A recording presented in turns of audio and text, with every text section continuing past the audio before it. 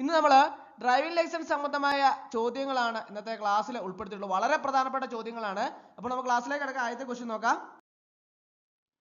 ഒരു പഠിതാക്കളുടെ licence learners licence ലഭിച്ച് എത്ര നാളുകൾക്ക് ശേഷമാണ് ഒരു സ്ഥിരം ഡ്രൈവിംഗ് ലൈസൻസിന് അപേക്ഷിക്കാൻ സാധിക്കുക?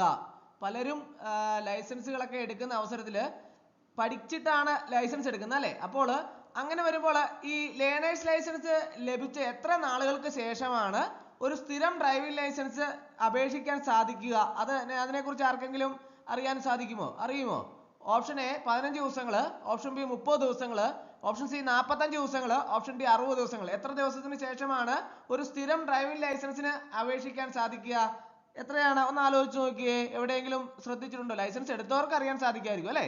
എത്രയാണ്? 30 ദിവസങ്ങൾക്ക് ശേഷമാണ് അല്ലെ? 30 ദിവസങ്ങൾക്ക് ശേഷമാണ് ഒരു സ്ഥിരം ഡ്രൈവിംഗ് ലൈസൻസിന് അപേക്ഷിക്കാൻ സാധിക്കുക. ഈ മോട്ടോർ വാഹന നിയമങ്ങൾ അനുസരിച്ച് ഒരു പഠിതാക്കളുടെ ലൈസൻസ് ലഭിച്ച കുറഞ്ഞത് 30 ദിവസങ്ങൾക്ക് ശേഷമേ ഒരു സ്ഥിരം ഡ്രൈവിംഗ് ലൈസൻസിനായിട്ട് അപേക്ഷിക്കാൻ സാധിക്കുകയുള്ളൂ. ഡ്രൈവിംഗ് നന്നായി പരിശീലിക്കാനും റോഡ് നിയമങ്ങളെ കുറിച്ച് കൂടുതൽ മനസ്സിലാക്കാനും ഒക്കെ ഇത് സഹായിക്കും. അടുത്ത ക്വസ്റ്റ്യൻ. ട്രാഫിക് സിഗ്നലില് ചുവപ്പ് ലൈറ്റ് തെളിഞ്ഞാൽ നിങ്ങൾ എന്തു ചെയ്യണം? വണ്ടി ഓടിക്കുന്ന ആൾക്കാരാണ് ഒരു പരിധിയിൽ കൂടുതൽ ആൾക്കാരും അല്ലേ? അപ്പോൾ അങ്ങനെ വരുമ്പോൾ പലപ്പോഴും ട്രാഫിക്കിനെ നമ്മൾ ഫേസ് ചെയ്യേണ്ട അവസ്ഥയുണ്ടാവും. അപ്പോൾ ചുവപ്പ് ലൈറ്റ് തെളിഞ്ഞാൽ നിങ്ങൾ എന്താണ് സാധാരണഗതിയിൽ ചെയ്യുന്നതെന്ന് ആലോചിച്ച് നോക്കിയേ. ഓപ്ഷൻ എ വേഗത കുറച്ച് പോവുക, ഓപ്ഷൻ ബി നിർബന്ധമായി നിർത്തുക, ഓപ്ഷൻ സി ഹോൺ അടിച്ച് മുന്നോട്ട് പോവുക, ഓപ്ഷൻ ഡി ഇടത്തേക്ക് നോക്കി ആരും ഇല്ലെങ്കിൽ പോവുക. ഏതാണ് ഇതിൻ്റെ അകത്ത് ശരി ഉത്തരം? ഏതാണെന്ന് ആലോചിച്ച് നോക്കിയേ. നിർബന്ധമായും നിർത്തുക. ട്രാഫിക് സിഗ്നലിലെ ചുവപ്പ് ലൈറ്റ് സൂചിപ്പിക്കുന്നത് നിങ്ങൾ നിർബന്ധമായും വാഹനം നിർത്തണം എന്നാണ്. പച്ച ലൈറ്റ് തെളിയുന്നത് വരെ കാത്തിരിക്കുക, അതിനുശേഷമേ മുമ്പോട്ട് പോകാൻ പാടുള്ളൂ. അപ്പോൾ ഇത് പ്രത്യേകം മനസ്സിലാക്കിയിരിക്കണം. വളരെ ഇമ്പോർട്ടൻ്റ് ആയിട്ടുള്ള ചോദ്യമാണ്. അടുത്ത്, ഒരു വളവിലെത്തുമ്പോൾ നിങ്ങൾ എന്തു ചെയ്യണം? സാധാരണഗതിയിൽ ഒരു വളവിലെത്തുമ്പോൾ നിങ്ങൾ എന്താണ് ചെയ്യുന്നത്? ഓപ്ഷൻ എ വേഗത കൂട്ടുക, ഓപ്ഷൻ ബി അതേ വേഗതയിൽ പോവുക, ഓപ്ഷൻ സി വേഗത കുറച്ച് വളയുക, ഓപ്ഷൻ ഡി ഓൺ അടിച്ച് വളയുക. ഏതാണ്?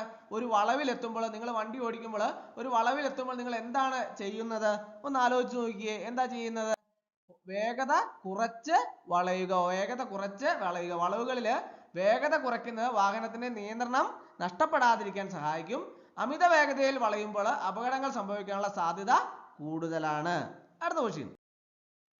സീറ്റ് ബെൽറ്റ് ധരിക്കുന്നത് എന്തുകൊണ്ട് പ്രധാനമാണ്? ഇപ്പോൾ സീറ്റ് ബെൽറ്റുകളൊക്കെ തന്നെ നിർബന്ധമാണ് അല്ലേ? ഇല്ലെങ്കിൽ അത് പെറ്റിയൊക്കെ കിട്ടാനുള്ള കാരണത്തിന് ഇടയാക്കും. അതുകൊണ്ട് തന്നെ സീറ്റ് ബെൽറ്റ് ധരിക്കുന്നത് എന്തുകൊണ്ടാണ് പ്രധാനമാണ് എന്നാണ് ചോദിച്ചിരിക്കുന്നത്. ഓപ്ഷൻ എ ഇതൊരു ഫാഷൻ ആക്സസറിയാണ്, ഓപ്ഷൻ ബി ഇത് വാഹനത്തിന്റെ ബാറ്ററി സംരക്ഷിക്കുന്നു, ഓപ്ഷൻ സി അപകടങ്ങൾ സംഭവിക്കുമ്പോൾ പരിക്കേൽക്കുന്നത് കുറയ്ക്കുന്നു, ഓപ്ഷൻ ഡി ഇത് ഡ്രൈവിംഗ് കൂടുതൽ സുഖകരമാക്കുന്നു. ഏതാണ് ഇതിന്റെ അകത്ത് ശരി ഉത്തരം? ഓപ്ഷൻ സി ആണല്ലേ. അപകടങ്ങൾ സംഭവിക്കുമ്പോൾ പരിക്കേൽക്കുന്നത് കുറയ്ക്കുന്നു. സീറ്റ് ബെൽറ്റ് ഒരു സുരക്ഷാ സംവിധാനമാണ്. അപകടങ്ങളൊക്കെ ഉണ്ടാകുന്ന അവസരത്തിൽ ശരീരത്തെ മുന്നോട്ട് തെറിച്ചു പോകാതെ പിടിച്ചു നിർത്താനും ഗുരുതരമായ പരിക്കുകൾ ഏൽക്കുന്നത് ഒഴിവാക്കാനും ഒക്കെ ഇത് സഹായിക്കുന്നു. പ്രത്യേകം മനസ്സിലാക്കിയിരിക്കുക. അടുത്ത ക്വസ്റ്റ്യൻ. മദ്യപിച്ച് വാഹനം ഓടിക്കുന്നത് നിയമപരമായി ഡാഷ് ആണ്. ഓപ്ഷൻ എ അനുവദനീയമാണ്, ഓപ്ഷൻ ബി ചില സാഹചര്യങ്ങളിൽ അനുവദനീയമാണ്, ഓപ്ഷൻ സി പൂർണ്ണമായും നിരോധിച്ചിരിക്കുന്നു, ഓപ്ഷൻ ഡി കുറഞ്ഞ അളവിൽ അനുവദനീയമാണ്. ഏതാണ് ഇതിന്റെ അകത്ത് ശരി ഉത്തരം? ഓപ്ഷൻ സി ആണല്ലേ. പൂർണ്ണമായിട്ടും നിരോധിച്ചിരിക്കുന്നു. മദ്യപിച്ച് വാഹനം ഓടിക്കുന്നത് നിയമവിരുദ്ധവും അപകടകരവുമാണ്. ഇത് നിങ്ങളുടെയും മറ്റുള്ളവരുടെയും ജീവന് ഭീഷണിയാണ്. അത് പ്രത്യേകം ശ്രദ്ധിക്കുക. മദ്യപിച്ച് വാഹനം ഓടിക്കാൻ പാടില്ല. അത് തെറ്റാണ്, അത് അപകടകരമാണ്, അത് നിയമവിരുദ്ധവുമാണ്. അടുത്ത ക്വസ്റ്റ്യൻ. ഒരു ദിശാസൂചിക ലൈറ്റ് ഇൻഡിക്കേറ്റർ ലൈറ്റ് എന്തിനു വേണ്ടിയാണ് ഉപയോഗിക്കുന്നത്? ഇൻഡിക്കേറ്റർ ലൈറ്റ് എന്തിനു വേണ്ടിയാണ് ഉപയോഗിക്കുന്നത്? വണ്ടി ഓടിക്കുന്നവർക്ക് അറിയാം എന്ന് ഞാൻ വിചാരിക്കുന്നു. എങ്കിലും ഓപ്ഷൻ നമുക്ക് നോക്കാം. ഓപ്ഷൻ എ വേഗത കൂട്ടാൻ, മറ്റു വാഹനങ്ങൾക്ക് സൂചന നൽകാൻ, ഓപ്ഷൻ ബി വഴി ചോദിക്കാൻ, മറ്റു ഡ്രൈവർമാരെ അറിയിക്കാൻ, ഓപ്ഷൻ സി ദിശ മാറ്റുന്നതിനെ കുറിച്ച് മറ്റു റോഡ് ഉപയോക്താക്കൾക്ക് മുന്നറിയിപ്പ് നൽകാൻ, ഓപ്ഷൻ ഡി രാത്രിയിൽ വഴി കാണാൻ. ഏതാണ് ശരി ഉത്തരം? ഓപ്ഷൻ സി ആണല്ലേ ശരി ഉത്തരം. ദിശ മാറ്റുന്നതിനെ കുറിച്ച് മറ്റു റോഡ് ഉപയോക്താക്കൾക്ക് മുന്നറിയിപ്പ് നൽകാൻ വേണ്ടിയിട്ടാണ് ഈ ഇൻഡിക്കേറ്റർ ലൈറ്റ് ഉപയോഗിക്കുന്നത്. വാഹനം ഇടത്തോട്ടോ വലത്തോട്ടോ തിരിക്കുമ്പോഴും ലൈൻ മാറുമ്പോഴും ദിശാസൂചിക ലൈറ്റുകൾ ഉപയോഗിച്ച്, അതായത് ഇൻഡിക്കേറ്റർ ലൈറ്റ് ഉപയോഗിച്ച് മറ്റ് ഡ്രൈവർമാർക്ക് മുന്നറിയിപ്പ് നൽകുന്നത് സുരക്ഷിതമായ ഡ്രൈവിങ്ങിന് വളരെ അത്യാവശ്യമാണ്. അല്ലാത്ത പക്ഷം എന്ത് സംഭവിക്കും? നമ്മളേൽ വന്ന് മറ്റു വാഹനങ്ങൾ ഇടിക്കുകയും അപകടം ഉണ്ടാവുകയും ചെയ്യും. അതുകൊണ്ട് തന്നെ ഇൻഡിക്കേറ്റർ ലൈറ്റ് വളരെ പ്രധാനപ്പെട്ട ഒന്നാണ്. അത് നമുക്ക് ഇടത്തോട്ടോ വലത്തോട്ടോ ഒക്കെ തിരിയുമ്പോഴൊക്കെ തന്നെ അത് ഉപയോഗിച്ച് വേണം വാഹനം തിരിക്കാൻ. അടുത്ത ക്വസ്റ്റ്യൻ, ഒരു നോ പാർക്കിംഗ് ബോർഡ് കണ്ടാൽ നിങ്ങൾ എന്ത് ചെയ്യണം? സാധാരണഗതിയിൽ നിങ്ങൾ എന്താണ് ചെയ്യാറുള്ളത്? ഒരു നോ പാർക്കിംഗ് ബോർഡ് കണ്ടാൽ ഈ പറയുന്ന ഓപ്ഷൻ്റെ അകത്ത് എന്തെങ്കിലും ആണോ ശരി ഉത്തരമുണ്ട്? അതിൻ്റെ അകത്ത് ഏതെങ്കിലും ഒന്നാണോ നിങ്ങൾ ചെയ്യുന്നത്? നമുക്ക് നോക്കാം അല്ലേ. ഓപ്ഷൻ എ, കുറച്ചു നേരത്തേക്ക് പാർക്ക് ചെയ്യുക.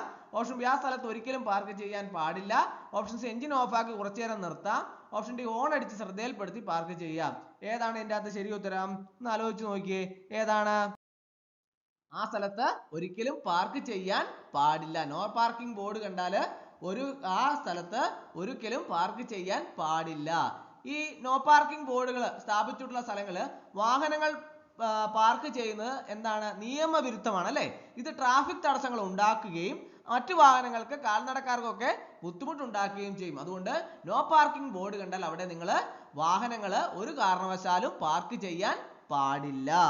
അടുത്ത ക്വസ്റ്റ്യൻ, ഒരു ഇരുചക്ര വാഹനത്തിൽ സഞ്ചരിക്കുമ്പോൾ ഹെൽമറ്റ് ധരിക്കുന്നത് എന്തുകൊണ്ട് നിർബന്ധമാണ്? ഇപ്പോൾ മുമ്പിലും പുറകിലും ഇരിക്കുന്നവർക്ക് ഹെൽമറ്റ് നിർബന്ധമാക്കിയിട്ടുണ്ട് അല്ലേ. അപ്പോൾ എന്തുകൊണ്ടാണ് ഈ ഹെൽമറ്റ് ധരിക്കുന്നത് നിർബന്ധമാക്കിയത്? ഓപ്ഷൻ എ, പൊടിയിൽ നിന്ന് രക്ഷ നേടാൻ. ഓപ്ഷൻ ബി, നല്ല കാഴ്ച ലഭിക്കാൻ. ഓപ്ഷൻ സി, അപകടങ്ങൾ സംഭവിക്കുമ്പോൾ തലയ്ക്ക് പരിക്കേൽക്കുന്നത് തടയാൻ. ഓപ്ഷൻ ഡി, പിഴ ഒഴിവാക്കാൻ. ഏതാണ് ശരി ഉത്തരം?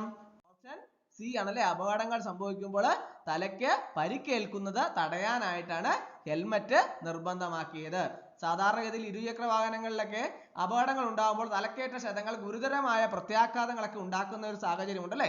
അപ്പോൾ ഹെൽമറ്റ് ധരിക്കുന്നത് തലയെ സംരക്ഷിക്കുകയും ജീവൻ രക്ഷിക്കുകയും ചെയ്യും. അതുകൊണ്ട് നിർബന്ധമായും ഇരുചക്ര വാഹനങ്ങൾ ഓടിക്കുന്ന അവസരത്തിൽ ഹെൽമറ്റ് ധരിക്കേണ്ടതാണ്.